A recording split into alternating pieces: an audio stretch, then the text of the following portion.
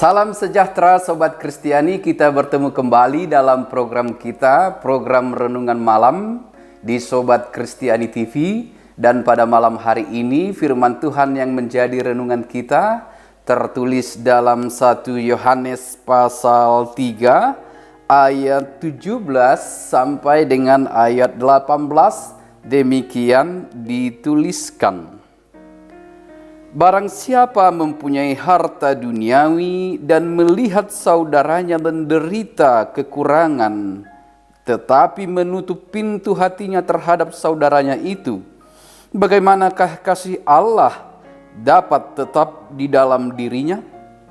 Anak-anakku, marilah kita mengasihi bukan dengan perkataan atau dengan lidah, tetapi dengan perbuatan dan dalam kebenaran. Demikian dituliskan. Sobat Kristiani, satu hal lagi yang membuat kita selalu heran dan kagum pada Tuhan Allah kita, yaitu bahwa Ia tidak pernah memaksa kita. Sekalipun Tuhan kita punya hak 100% atas kehidupan kita setelah kita menyerahkan diri kepadanya, Ia tidak memaksa kita. Tuhan hanya memberi petunjuk hidup, mengajarkan kebenaran, mengajarkan hal-hal yang sesuai dengan kehendaknya, tetapi kemudian selalu diberikan kesempatan kepada kita untuk memutuskan.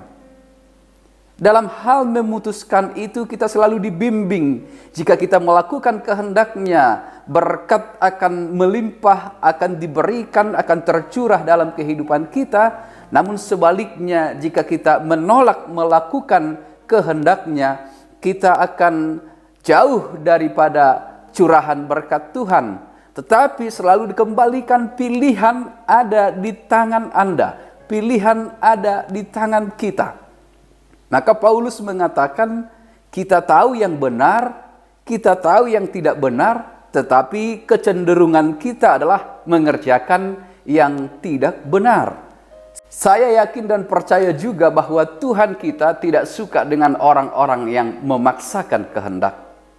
Sebab Ia dengan kasih-Nya menuntun. Sebab Ia dengan kasih-Nya memberikan arahan hidup yang benar sesuai dengan kehendak-Nya. Tetapi pada akhirnya kitalah yang memutuskan melakukan kehendak Tuhan atau tidak. Hal yang senada juga bisa kita temukan pada ayat renungan kita di malam hari ini. Dikatakan di sini, barang siapa mempunyai harta duniawi dan melihat saudaranya menderita kekurangan, tetapi menutup pintu hatinya. Menutup pintu hatinya. Perintah untuk mengasihi semua orang sudah sangat jelas diberikan bagi kita. Bahkan teladan mengasihi adalah Kristus Yesus yang sudah rela mengorbankan nyawanya demi kasih-Nya kepada semua orang. Tetapi sekalipun ajaran dan teladan itu telah diberikan bagi kita, masih ada orang yang menutup pintu hatinya. Luar biasa sekali. Tuhan tidak memaksakan kehendak-Nya, tetapi kita diajari untuk mengerti kehendak-Nya. Maka inti pokok renungan kita pada malam hari ini adalah bagaimana kita bisa membuka pintu hati untuk mengasihi semua orang, terlebih saudara-saudara kita. Saya masih selalu ingat satu peristiwa ketika kami melayani di Bandung. Ketika kami pergi makan bersama dengan pemuda-pemudi, kami bertemu dengan penyair jalanan, dan ia mengucapkan kata-kata yang selalu saya ingat dan saya sering ceritakan ini dalam khotbah. Ia mengatakan hati adalah kunci. Hati memiliki kunci. Dan tidak ada orang lain yang punya kuncinya. Kunci itu ada juga di dalam hati itu. Perkataan ini selalu saya ingat. Ternyata hati punya kunci. Dan hati punya pintu. Dan kunci untuk membuka pintu hati itu juga ada di dalam hati kita sendiri. Tidak perlu kita cari kemana-mana. Tetapi ternyata ada hati yang tertutup. Ada hati yang tidak terbuka. Dalam renungan kita ini diajak untuk membuka hati, membuka pintu hati untuk mengasihi. Sebab dikatakan di ayat 18, anak-anakku marilah kita mengasihi bukan dengan perkataan atau dengan lidah, tetapi dengan perbuatan dan dalam kebenaran. Ini penting sekali.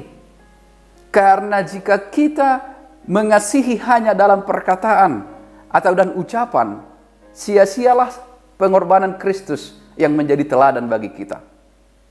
Kristus yang mengasihi dengan tindak nyata, dengan pengorbanannya, dengan memberikan nyawanya demi keselamatan semua orang, demi kasihnya kepada semua orang.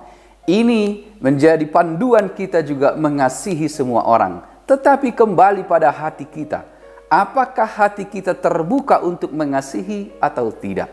Apakah pintu hati kita selalu tertutup untuk mengasihi? Ini luar biasa. Jangankan mengasihi banyak orang, mengasihi saudaranya sendiri, ia tidak mampu.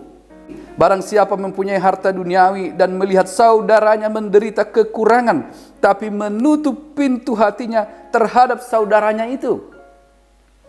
Lalu disebutkan bagaimanakah kasih Allah dapat tetap di dalam dirinya. Dapat tetap di dalam dirinya artinya kasih Allah sudah berada di dalam diri kita.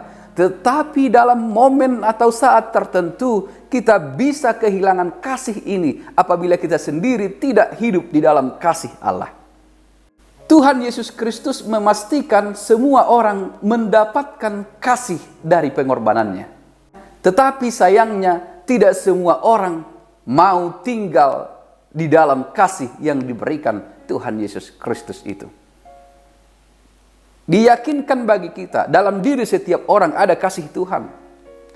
Tetapi kasih itu bisa meninggalkan engkau apabila engkau sendiri tidak hidup di dalam kasih. Engkau menutup hatimu, kita menutup hati kita untuk mengasihi orang lain. Mengasihi itu tidak punya batasan. Tetapi bagaimana engkau akan mengasihi orang lain, sedangkan saudaramu sendiri tidak bisa engkau kasihi? Maka disebutkan pertama sekali, kasihilah saudaramu yang dekat dengan engkau. Namun anehnya, sering kita lebih mengasihi orang lain daripada saudara kita sendiri, yang kita sebut satu ayah, satu ibu, saudara. Maka selalu diajarkan rumah adalah tempat pertama untuk belajar mengasihi. Rumah adalah sekolah pertama untuk mengasihi. Dengan mengasihi saudara, kita akan keluar dan mampu mengasihi orang lain.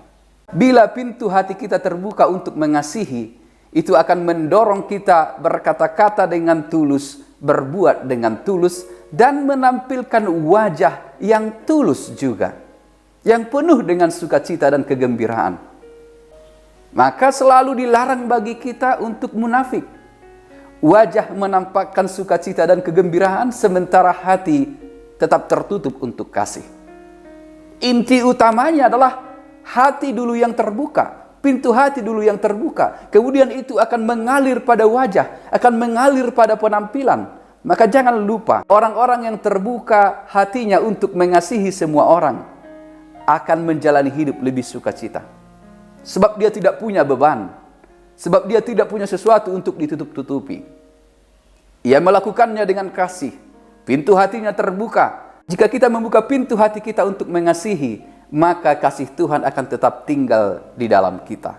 Lalu apakah engkau mau kasih Tuhan tetap tinggal di dalam engkau? Tentu. Caranya adalah bukalah pintu hatimu untuk mengasihi semua orang. Sebab Kristus telah menjadi teladan bagaimana kita harus mengasihi. Amin.